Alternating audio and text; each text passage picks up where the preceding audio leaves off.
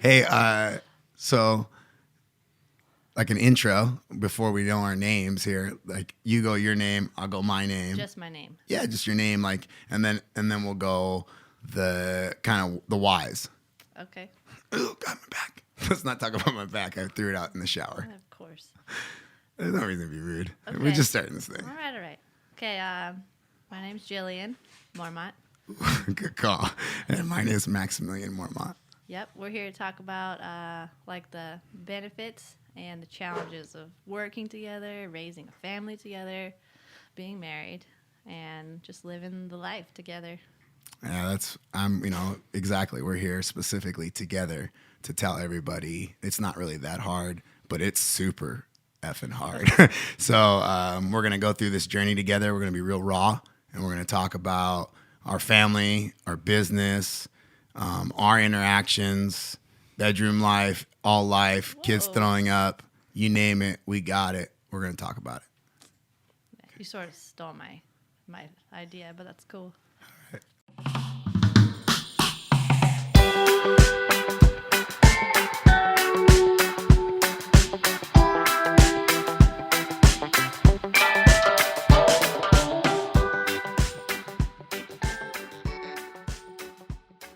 We ready? Yeah. I love the action clap. You look at you like smile. You got so excited about I saw it coming and I was excited. My name is Maximilian Mormont. Doing the intro. Okay. Who are you? Episode 2. Who are you? Everyone, stop being creepy. Everyone knows who I am. Hi, Mom. Yeah. Is that why? Because Mom's on here? My cousin knows. Okay. She's the only listener I have. Fan number 1. Okay, so we did our first podcast episode. Mm-hmm. And now we decided to come up with like a bit of a format. How's my volume? Good?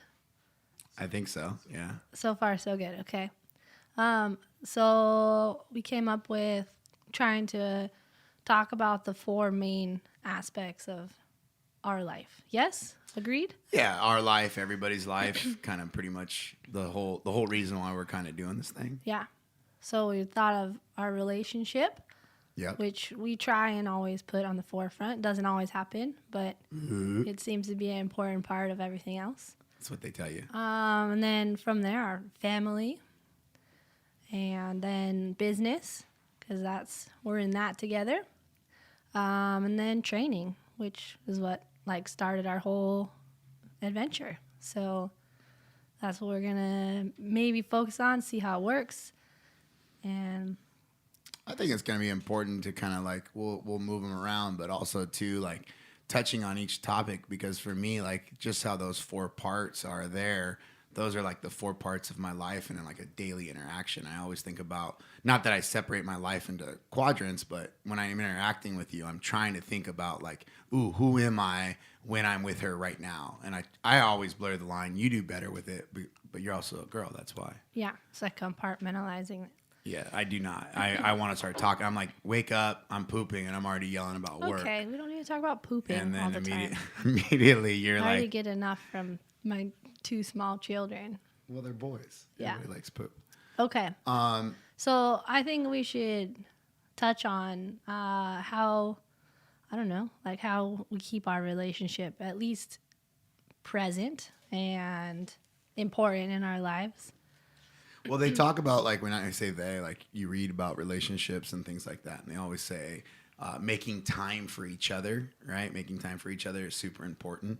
And I always think that it's hard for us, same thing with, like, hanging out with our community, it's hard for us considering that we're so much involved with them all the time, or we're involved with each other all the time.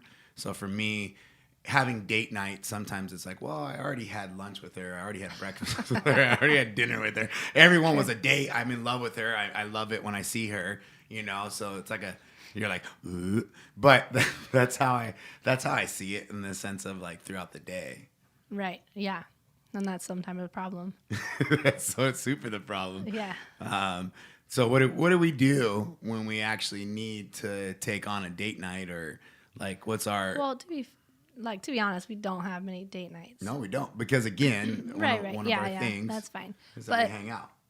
But I think it's just like especially after having kids. I think before we had kids, it was like easy to be impromptu and be like, hey, let's shut off from like coach, trainer, gym, and go have dinner, go day drink or whatever.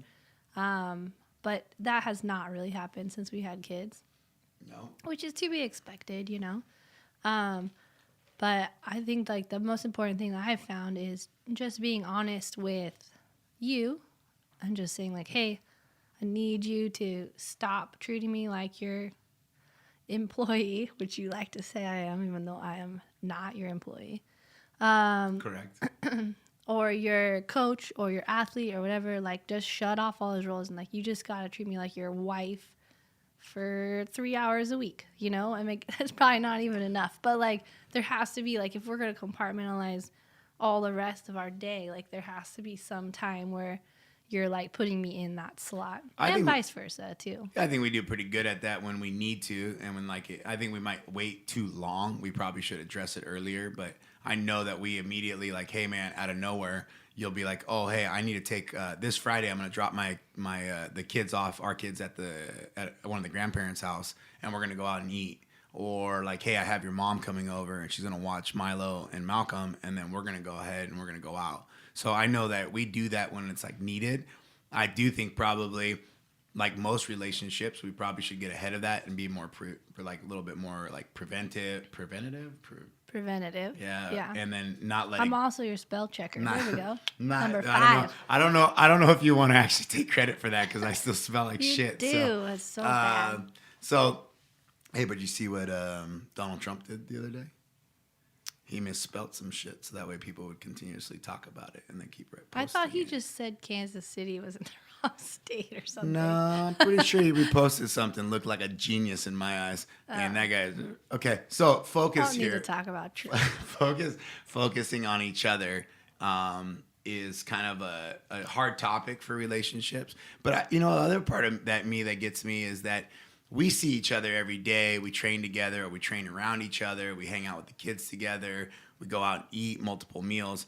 And those people that don't have that part of their relationship, they don't, let's say they work separate. They have somebody taking care of the kids. They're not around each other all the time.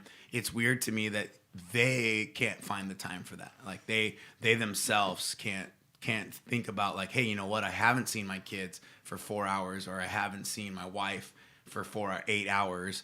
Why is that such a hard thing for people to be like, at least we're honest about it. We understand it, and yet we still hang out and see each other all the time. So those people that don't, you would think that they'd be excited to try to make those type of times together. Yeah. I mean, I guess like in a way it's a blessing that we are with each other all the time.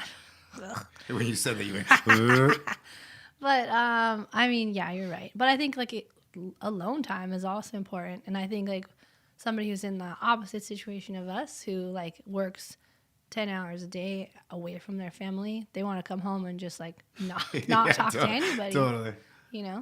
I mean, like us being lazy too about being together all the time, we use that kind of an excuse. Oh, we're always together, so whatever. Yeah. But cool. When I don't feel like we really solved that problem, but where's my clock? We touched on it at least. Yeah, I mean, I don't think we're ever gonna solve any problems. I mean, do you think any relationship or any like? I do think like a good way that we like have kept our relationship in the forefront of like what we're trying to accomplish in life is like by at least creating like special moments, like things that are going to be like big memorial landmarks, like how you proposed to me, like that, like that's going to be something that like we can always reflect back on and be like, hey, that was like a cool way that we blended everything together, but we still made it about our relationship.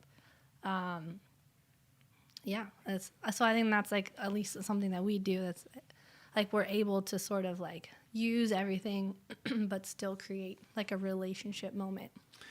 You think that's probably too because our relationship was kind of built around like traveling together, hanging out together, kind of doing that same thing. Yeah. So for us, then we could say that we should just make sure that maybe at the beginning of the month we start scheduling time together to have those date nights, or just start making a set set date night, which would probably be impossible with both of our schedules. Yeah. But, you know, it would have to actually probably be more from changing around. And then what would be something else we could do to benefit that? I don't know. Well, you said it already. You said you should, you know, maybe being more honest about making sure that I cut off some time. Oh, yeah. I mean, you have to, like, fill in that role. So Oh, my voice is, like, disappearing, guys. This thing stresses me out. Why do you keep looking over there? You do. Like, all I see is your voice. Absolutely. Okay, so I think let's talk about, like, let's talk about how you proposed to me, since I already brought it up. That's a fun, like family relationship topic. And Yeah. I don't think a lot of people know about it. I think too. Let's take it even further back. Let's talk about our dating. When we first started dating, I know last time we talked about how we met and how we fell in love and things like that. But I always think about when we were dating, how we already like immediately started kind of training together. We started liking the same things. That was something that I felt like when we were coming across each other and kind of hanging out together, we immediately kind of gravitated to each other in that sense. You recall anything else like when we were dating that was kind of drawing you into the relationship, or like what parts of the dating part of what we did? Because we didn't party, we didn't go out and like get shit-faced drunk and things like that all the time. We had like a wild summer when I turned 21. And I was once like, in a while, I can't handle right? that. And then we had like concerts, but were we already married by that time? No, we did like our concert series. The concert series, Yeah, right? started off with Foster the People down in like Solana Beach, and we did olive oil tasting, remember? And I was like, what is this shit? we did one concert a month for like almost a year and a half or something like that. And that's how we saw Dirty Heads so many times. But even though, like, thankfully I introduced us to there was even a trip. 'Cause there was a trip where we went to Reno. Yeah, we Reno. saw Dirty Heads and 311. And you had a full-on first ever Fear and Loathing experience in there, where I like locked the door and we stayed in our room for a while. Oh, we're just gonna get that out there. Huh? It was good. Well, I was thinking about who knows how we locked ourselves in there, what was happening. But yeah. And then but that was near the end of like closer to getting actually engaged, right? Yeah. But we saw a bunch, like, we used the fair, honestly, to see a ton of concerts, because I feel like that was just, like, happening. That all we did is a lot of concerts together. I feel like we went places, too, right? We traveled together. Yeah. We ate out a lot. Movies? No, maybe? we weren't movie goers. Right. Not much movie couples. No, we went to, like, Fullerton and, you know. Walked around. Yeah, and you always tried to hold my hand. And I was like, your hands are giant. And it's like, you always try to do like the double finger, and like it's so awkward. I like remember wanting to be a closed hand holder, and you were like, "Let's be." There's not a lot of stuff in our relationship, baby, that you're not good at, right? And if I were to think of something, you're saying I'm not a good hand holder. Your hands are like sausages, and you were like, you would shove them in between my fingers, and I'd be like, "This is horribly uncomfortable. Let's just do the closed." Well, and you have like that long, like one of us has a longer arm than the other. So then, like, one of us has to sit, like, if they're holding a handbag. So you guys were not big hand holders, as you can tell. We gave up on that early. No, I hold your hand all the time. And then you, like, go like, ugh, and then you pull it away. I don't hate you. Why are you making it sound like I hate you? But, you know, I also do feel like my fingers are pretty big. So they're huge, and it's uncomfortable. We could do, like, the sideways hand hold. Okay, so hand holding was a problem. Yeah. Engagement. We got engaged. Talking about it. Yeah. We got engaged. That was a good one. Classic. At American Open. I remember, like, I was very focused on qualifying for nationals. This was, like, what year was this? 2012, right? Probably. Yeah, because we got married in 2013. This was, like, December of 2012. And I had to, like, make my last clean and jerk because I missed my second one on, like, a press out or some bullshit. So I had to make my last one, and that was, like, qualify me by 1 kilo. And I made it. Chris Warden, where did your thumbnail go? Chris Warden, getting a shout out. Damn you. And I made it, and then I was very excited. And then you, like, changed into your singlet while I was going and like came out on the Well, platform. no. The problem was No, that you changed into your singlet Yeah. and you proposed to me in a singlet.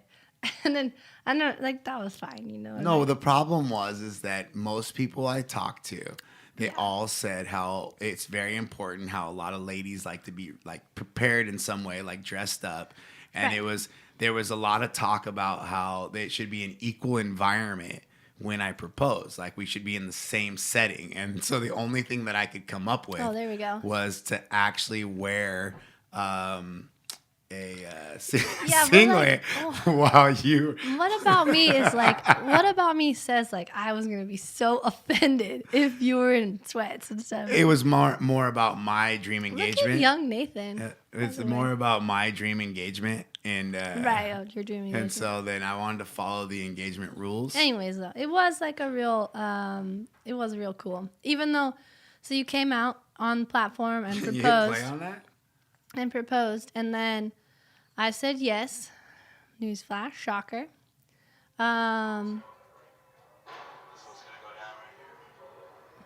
Oh God, look at that snatch though. It's so light, but it looks nice. I'm gonna have after the snatches. I'm gonna go put a singlet on. That way we're in even uniform. That mole, Milo's got that mole too on his He forehead. does not have a mole. He has it on here, and it's not a It mole. hasn't fallen off yet. He's 4 years old. It's not a mole. Just putting it out there. It was the best one. And we both met in a gym at, back in the day. She was front pretty- desk manager. I was pretty just a crazy. Have you- fitness when was the last manager, time you and watched she started this? training with me. Didn't One Chris day post asked it me, like "Hey, not too long ago? I didn't see it. I feel like he did like a throwback. Oh no, I didn't. Guys, this was 77. Yes! Yes! Yes! Yes! I always got red lighted for for that the American step Open. through. That step through. That step through gave me the press out every And time. then if Also, you're a my coach training out there, partner, also just my start coach, yelling yes, and, my yes, girlfriend yes, for the like last it's a 6 good years. lift. That was and, a good lift. And most of the time they won't take it away. Body So weight. that's how I you would get away actually with that. You close can her, just start and that's yelling, happened about a year yes, ago. great job. And most I've of the been judges will slacking. give you And she now give you love just for came it. to the American Open and has Little no warm-up clue, and I area. haven't gotten any permission from anybody. Classic. But we are going to just propose USAW to her on the meet. spot after her third lift. Getting sucked into this thing. Remember, little people nervous, were a like little nervous. mad about it because we I'm stopped gonna the have, platform after the for like snatches, Yeah. 2 minutes. Single And I was line. like, guys, we're That in way the we're B even- session. even Like, uniform. calm down. So like, Everybody calm that's down. not beautiful. Hey, Whatever, 77. girls. I told you. I I remember don't that. really know what that nervous about it, means. right? So, Yeah, but you were finally, I always just an A wanna session really lifter. I got bring it. it back to the beginning. I didn't have that on my card. I feel like Jess was at this meet and she like knew about it too. Were they having Oh two? God, that shimmy. Dude. I don't know what I used to do. There's like such a shimmy setup. It's pretty good though. Yeah, for nationals because this was Americans. Yeah, it was in Palm Springs. I mean, you came from 105 pounds, bro. I mean, Yeah. what's your body weight at this point? Well, it's 138 this morning. No, I missed. Like, Oh, one. look at, I got my singlet on. I remember you looking at me. I didn't even know. I remember you kind of looking at me like, what the fuck you doing with the singlet on? So ridiculous. And people were so mad. They were like, "You're slowing down the platform." All right, we can turn this off. This is ridiculous. Right? That was pretty good. Yep. That was pretty good. So that was like a combo of both, right? So our life. That's pretty much Relationship. how we do it. Yeah. I think that keeps it exciting. And I did that engagement because I wanted to do something that kind of drew us together. And I would say that when we were dating, the weightlifting and the training kind of brought us together, and that was kind of like the fitness was kind of a even ground. Yeah. And then the training together for you for Americans and nationals, and me for like the trials and stuff was kind of our even ground. And then starting to coach each other Yeah.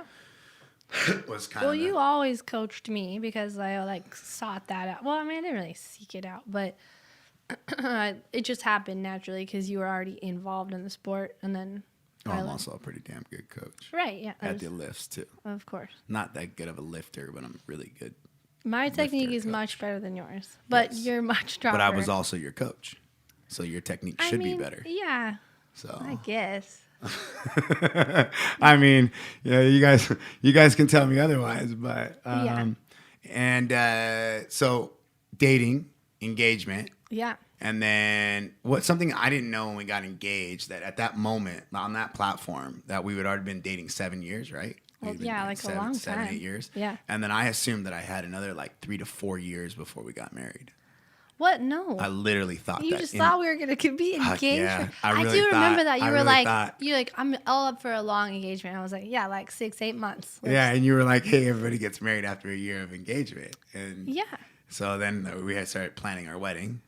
Well, yeah, we were gonna wait until like October, so like almost a year. But then the brewery was like, "Hey, you could get a discount if you come in June," and we're like, "Boom, done." Done. Here we come. Here we come. I lost CrossFit football too while we were in China, and we weren't engaged yet either, were we? We were No, because dating. we were engaged when we started working here. We were dating. Yeah, so we were dating in another country. Yeah, that was wild. Everything got shut off. I was accused of embezzling.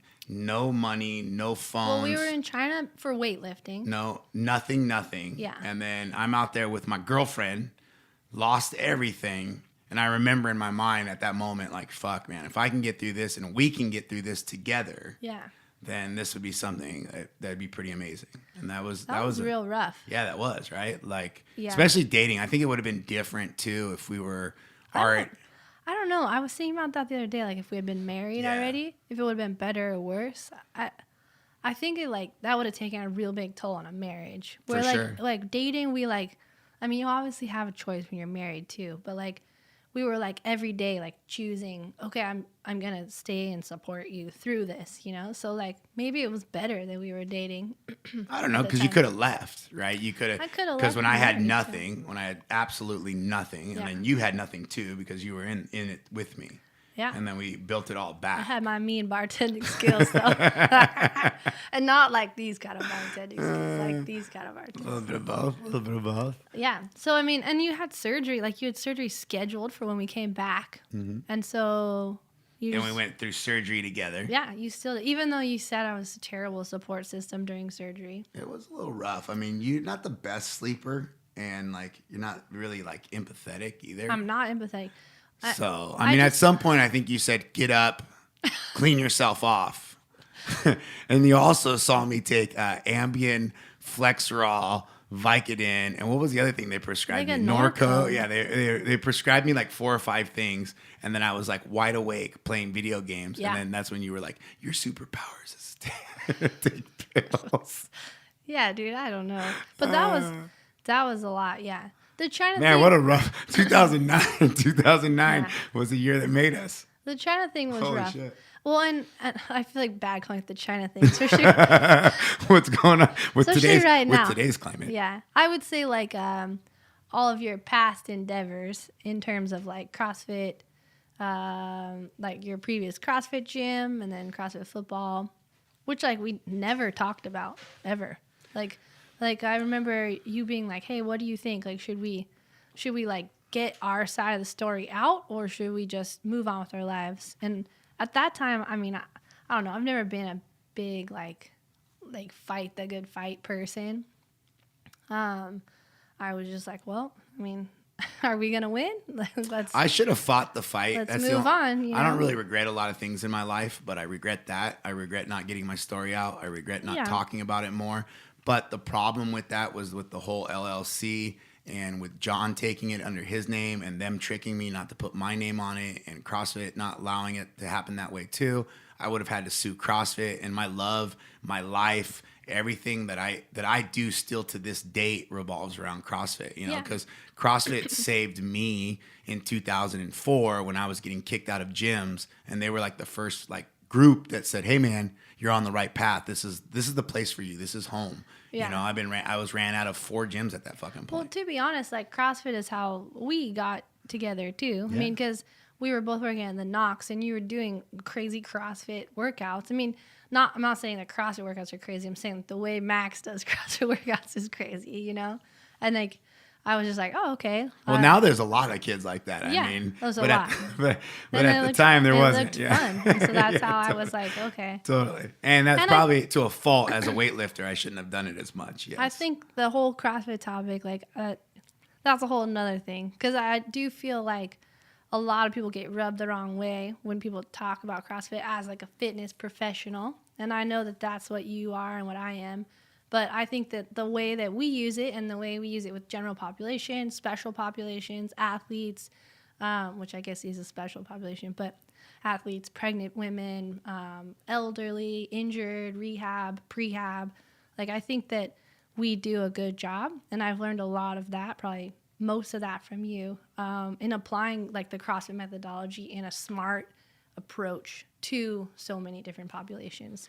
So we can get in. I mean, I just mistake. Well, I think you say. I think that's like a good like. I think too. Put that on the calendar. You say like you learned it from me, but I think you really actually learned it from the way I facilitate all of us to learn, because the way we learn is very specific. We learn by training around each other. You guys learn from coaching me. So if at the time I'm the best or the smartest or whatever, I'm bringing those that are better than me and smarter than me around me to actually teach me, right? And then you guys start developing, and then you start coaching me, you start actually teaching me, and you start learning from me, and I start learning from you. Yeah, it's a cool dynamic too. Like when we had like that 1:30 time, which like we used to be invited to until I had a baby, and then it became boys' hour. But that's fine. I'm not bitter about it. I know I could come back. You know, like me.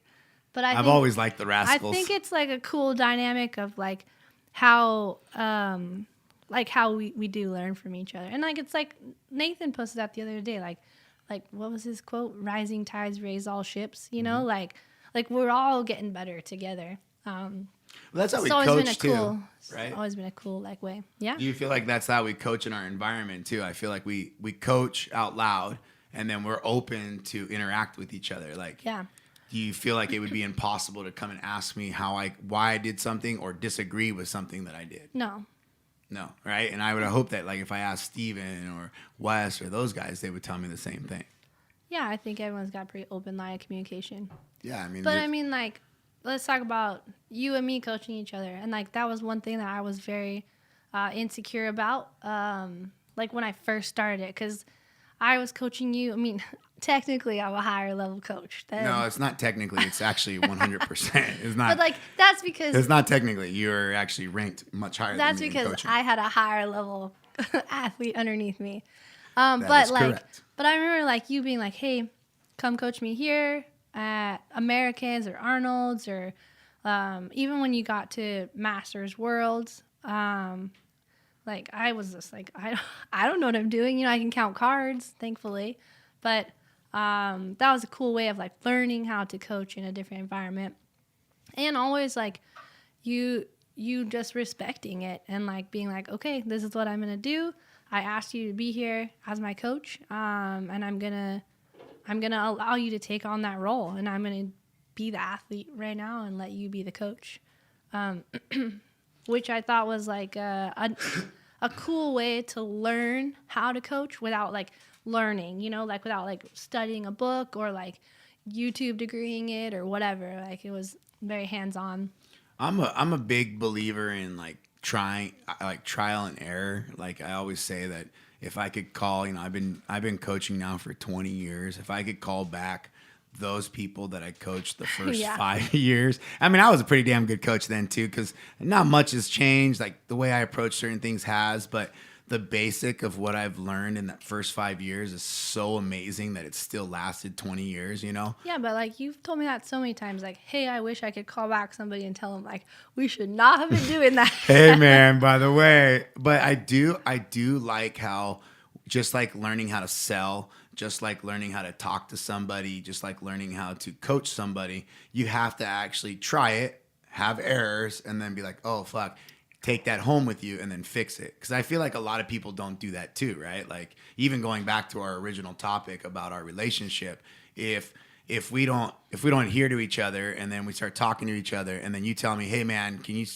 you take yourself away when we talk about these things? Like don't bleed that line. And then I continuously do that. That's going to be a problem. Yeah. At some point, I got to take that away and be like, oh, hey, mental no, I got to try not to do that. And I feel like unless you get like actual practice, right? So just like practicing in a relationship, practicing fucking up your relationship, practicing saying sorry.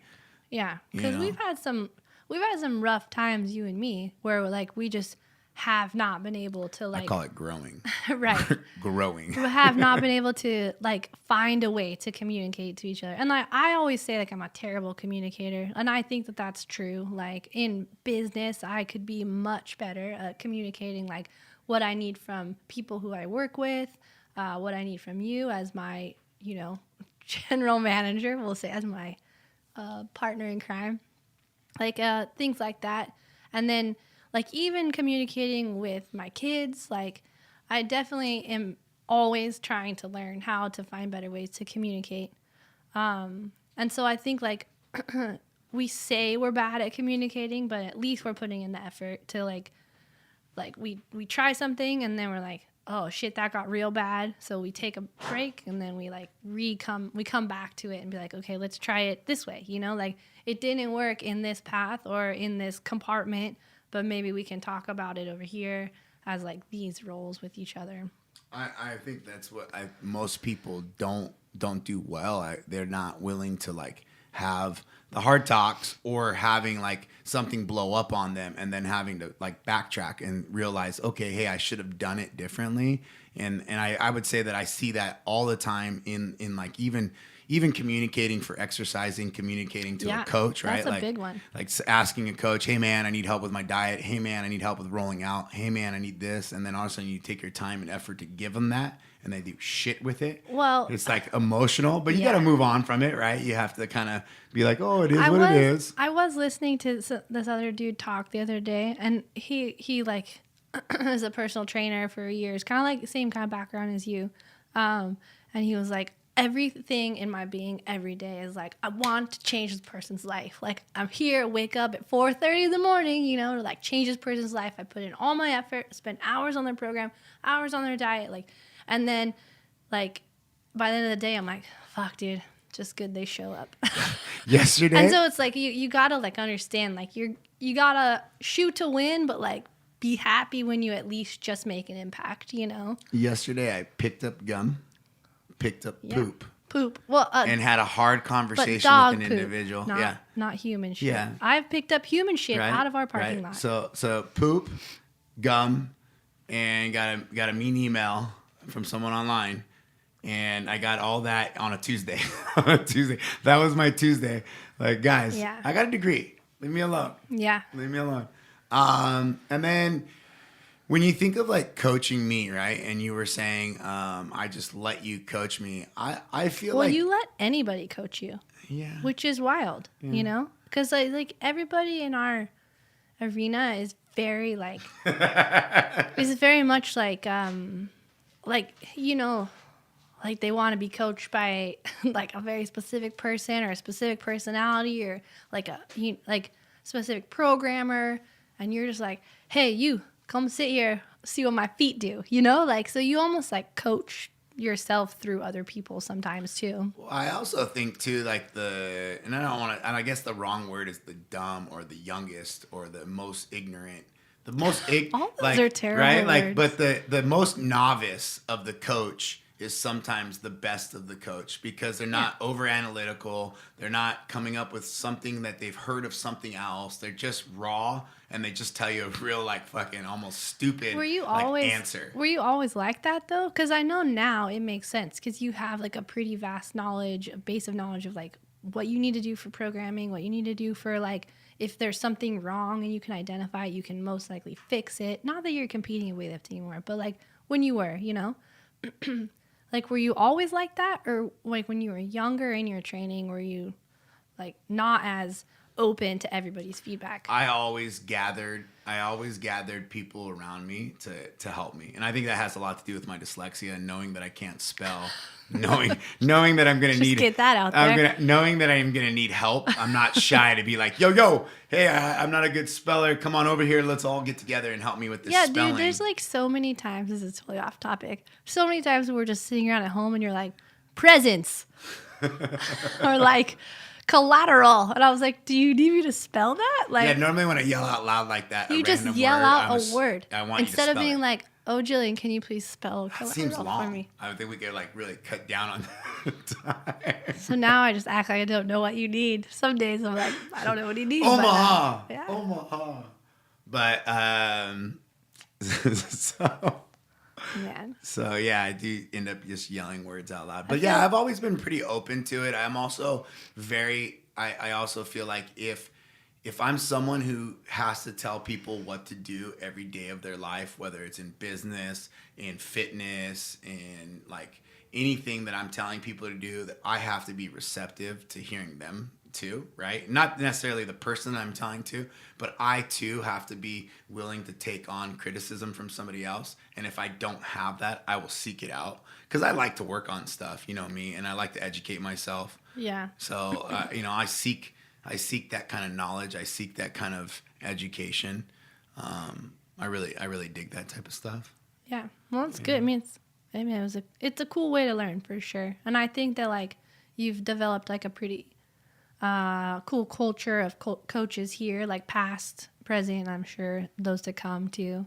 And I always like appreciated like the respect you had for me in the coaching role. And I mean, I was a nobody, you know, I literally coached you. And like, then I've coached people that have come through our gym that wanted to do weightlifting, but it's not like I was like a high level coach, but you put me on a high level and you were like, yeah, go for it. I remember, I mean, I did make some mistakes along the way, you know, but you know, I learned from Well, them. I mean, we ended up getting almost like, I want to say five or six kids that I can think of offhand that were just general population kids, came off the street in their 20s, started working out, and then 4 years later were able to qualify for Americans or nationals fairly easy. And probably sooner, like 2 years, but being pretty competitive, getting out there. And not necessarily all of them were doing an Olympics weightlifting specific program. Well, that's a whole other topic. Right? That's So, like and programming. but I feel like that's more so. Why are you always hot on these topics? It's like my bandwidth, girl. I feel. But Stop using the word bandwidth. Like every other sentence is like, I don't have the bandwidth for this, or you don't have enough bandwidth. I'm like, I get it, dude. But if we could talk about specifically the development of all these kids around us, and I think of like the people that have gone through, and specifically coaches that have been around me and learned from me, I might not have been the most impactful one of like knowledge or how they're programming now or giving me like claim or anything like that, but I can actually reach out and think of like a family tree, and I can see a lot of really high level coaches throughout the world that came and like touched me, learned from me, and that to me, it really inspires me to keep going. You know, that's really why I want, do a podcast with you. That's really why I want to talk more about what I do, what we do as a family, what we do as a gym, everything. Yeah, I think we do cool stuff with our gym. Yeah, I think we do And cool I stuff with our definitely- gym and our family and each other. I definitely am on like a more micro level where like I've never like sought out the like the widespread impact to people. Like I've never been like, hey, I'm gonna become this like person that gets her information out. I was thinking about that too, like how like being an influencer is like cliche now, even though probably like 3 years ago it was cool. But I do think like the difference between what you're doing and like what a lot of reputable people in the fitness industry are doing, like and not necessarily being an influencer, they're just a person who has like expert level knowledge that wants to share it with people. Like it's different than like somebody saying they're an influencer and they're just taking like, oh, look at me, I'm taking a cool picture in a sports bra and now I'm a worker outer, like. And I think it's like just like the CrossFit topic, it becomes like really it becomes like hard to like differentiate between the two. And that's like what turned me off of it. So I mean, I think it's cool that you're like trying to like get your knowledge out there, because you at least know you're not like a cliche influencer. You're more on like a, hey, I have actual expert knowledge, like, and I want to share it with people. Where me, I'm like more of like, I want to be able to like touch base, communicate, help, and change everybody inside of my own building. Like the 300 people I see daily. Well, not daily. They're not all great at coming every day. But it's fine. Like, everybody who comes through the doors of CrossFit Coach to me. So, like, that's more my focus. And so, like, when you first started doing everything online, I was pretty honest about that. I was like, hey, I know it, like, we could both do it, but it's just not my strength. And I'd rather just support you in that and then still focus on, like, who I see every day. Yeah, I personally didn't really like it either. I don't really like I didn't really want to get my knowledge out there because I was scared that someone was going to misunderstand it and then use it and then say, oh, hey, I screwed up these 12,000 people and it's all because I learned the MaxFit system. Well, that's everything. Yeah, right. And then the other thing was I was concerned about also too, just constantly having to get out there and fight the good fight. And just like how I do here for my members, the ones that, you know, or love me, pay me, or like part of my family, like I fight the good fight for them because they're my family. And so out there in the fitness world, I didn't really know that I wanted to fight the fight. And then as I kind of went along with this, I started realizing that I got into managing, not because I wanted to manage and not because I wanted to tell people what to do. Surprise, surprise. I got into it because I wanted to be able to educate coaches to be coaches, right? And then each coach would have 10 to 20 clients. So there in turn, I was actually coaching 200 people. And that's actually what brought me into wanting to do CrossFit boxes in gyms. And that's why I help out gyms throughout the United States, specifically because each box has 50 to 300 people. And then now that allows me to help out 1,500 people. And so then I was at a point where that number, that bandwidth is only about 1,000 to 2,000 people that I can really, really help out. And like, you know, without getting a staff and all this other stuff. And so then, you know, people around us started getting online and they poked the bear enough. And here we are now, just churning. Yeah. Grinding is what the kids say. I'm just going to say, though, it's important to have people like at the home base taking care of the 300 people that we started with. Absolutely. That's where I come in. Absolutely. And then also like Pardon Me Podcast sponsoring their podcast room for us. Right. And letting us take it over. Well, technically the room is ours. The stuff is theirs. Yeah. There's squatter problems, but it is what it is. I mean, they're not here right now. It's cool. All right, man. That was a good little sesh. Yeah. Are we gonna do our training tip or what? Oh yeah, shit. There's one more. Yeah. Well, I think there's a lot of shit to talk about. Yeah. But I think it'd be fun to like talk actually about training and see if people care or are interested in it. So this is a big one. But how about that lion though? That lion's good Yeah, sideways nice. like that. So here's our boy, Christian Lucero. Your boy. No, I heard you call him your best friend yesterday. There's no way. True story. There's no way I said that. I wish I cannot fucking believe you just said that out loud. This is a private conversation, Jillian, and now 5 people know. 5 people know. I wish that I filmed it. I was the like, sad thing is God. he probably doesn't feel the same way. No, he's like, oh, I gotta unfriend He did the same thing you did. All right. So it's my boy, my favorite friend. Yeah. Christian Lucero. So let's watch it. Yeah. Well, we missed the poll, but We'll watch it again.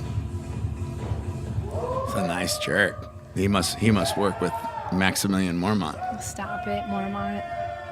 Yeah, that's about right. That's about right too. Okay, well, this is a tough video because this is about something else. Well, no. Okay, so the poll. Let's go back to that, Mikey, please. So the big question, that comes that I've always heard people ask, like, can you fix my pull because I'm not getting into the right position? Or just kill the sound. Kill the sound and you just keep it on a loop. Like, can you fix my pull? Like, am I getting extension, triple extension? Like, is my butt up? And the clean, I think, is easier to fix than the snatch. Yeah, that's really why I picked this one. Because if you look at his pull, his pull is pretty good. And he pulls it really well off the ground. He connects well with it, real tight. It's not too ropey. Stays straight line. It comes back. He's got a good turnover, good elbows. And then you see his squat right there. He has to fight his squat. And to me, it's like if I put straps on this kid or I tell him to do a clean pull, how much do you think this kid can clean pull?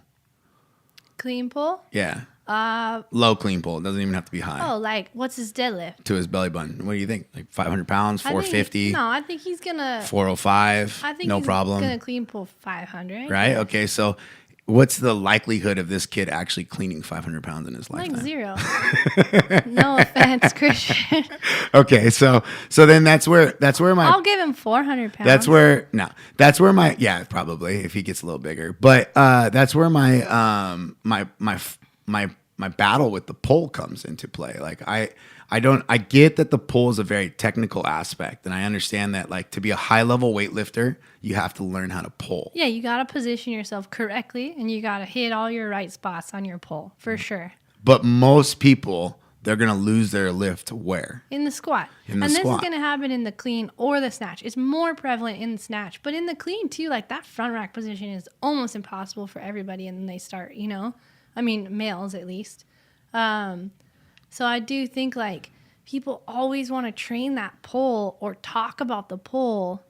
And no one ever wants to be like, hey, just go do a 4-position front squat or a tempo front squat. That's like the one cool thing that like homeboy did, Chad Vaughn. Like that was his thing, like the tempo, like 10-second hold in the bottom of the overhead squat, like pause squats. Like that was like a big thing that like he started talking about, which I'll commend him on that. He's super high level, So he, I would assume, is of the like-mindedness that like the squat is really where you're either gonna save it, make it, or lose it in the. He talks about the pole a lot in too. the squat. He does, yeah. But even like Jean Ping, like with the little panda poles, like the pole is great for like accessory work and developing strength and developing confidence. But I do think in terms of like making or missing a lift, it's gonna be where you receive it in the squat.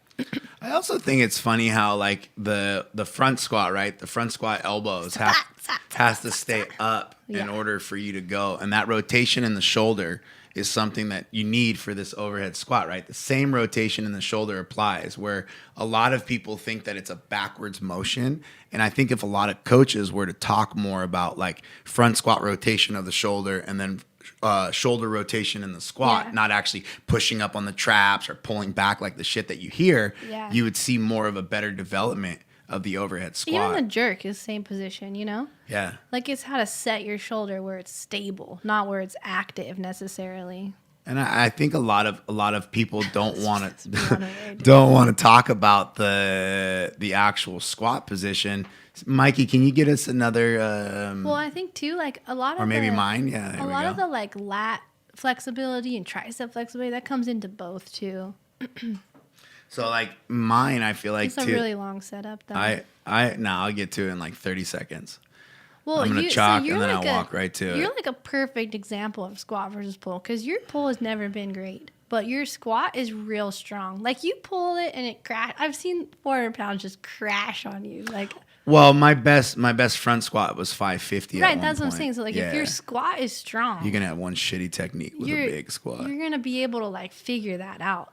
Yeah. Because you even pull, like, I remember you always used to pull with your butt up a little bit. Like, yeah, I think here my butt shoots up a little bit. I don't keep it down. Up, there you go. That's pretty good for you. That's still pretty high, though. It makes you swing it, right? And then you want no part of this jerk. No, man. Oh, goodbye. No. Like, I looked at it. Watch us walk away. Watch away. I get sad right here. I lock it, and then I walk away. But, look, I look back at it. I look back, for sure. Oh, you son of a bitch. Yeah, that's how you always do it. Son of a bitch. But, the pull to me is always something where you can work on it and it should be developed, but the squat is something that is needed, right? Like that you develop the pull because I mean I can get anybody off the street and I can almost make them deadlift twice or 3 times what they can front squat or overhead squat. Yeah, easily. Right? So that's a that's a huge problem in the sense of limb to torso development. That's a huge problem of actually developing your torso. And maybe that's probably the issue as well, is that most people don't want to talk to people about, hey, we got to develop your torso. Is that it? Why do you have to make things sound creepy? Well, because I feel like no wonder they don't want to do it with that voice. I just feel like nobody wants to develop their traps or their torso. And when I was developing as an athlete, the only thing I wanted was traps, torso, and then like bread loaves. The bread loaves, lower back bread loaves. Yeah. That's the only thing I ever wanted. Yeah. Well, I mean, we don't have to like beat it, but I do think that that's a fun one to talk about. I think a lot of coaches have like one philosophy or the other, but you and I have always been in agreement. And maybe it's because we work with like general population people on a really frequent basis. Obviously, like no one's pull is that great, but like if we can get them to be able to squat, then they're gonna be. And I'm obviously not like to where they're putting themselves in like injuries way. Like I don't want them to pull poorly. I just am saying like the squat to me developmentally has to happen before the pull. I feel like we're probably one of the only gyms in the United States that I can think of that has a rule of 400 meter think about it run, where if you deadlift and your deadlift goes to shit, we just come up to you and we tap you on the shoulder. You got to get up, take off on a 400 meter run, and think about what you were doing. That's a real thing. So I mean, that's obviously we value the pull, we value it, and what we tell people all the time that you got to keep your back squat and your deadlift within 10% of each other. Yeah. So I mean, we want your limbs and your torso to develop together, and the reason why is because our original campaign with CrossFit Football was to go around the world telling people, hey, man, you need to squat at least 300 pounds because there was no real CrossFitters squatting that. 300 pounds? Yeah, they were slackers. Men? Yeah.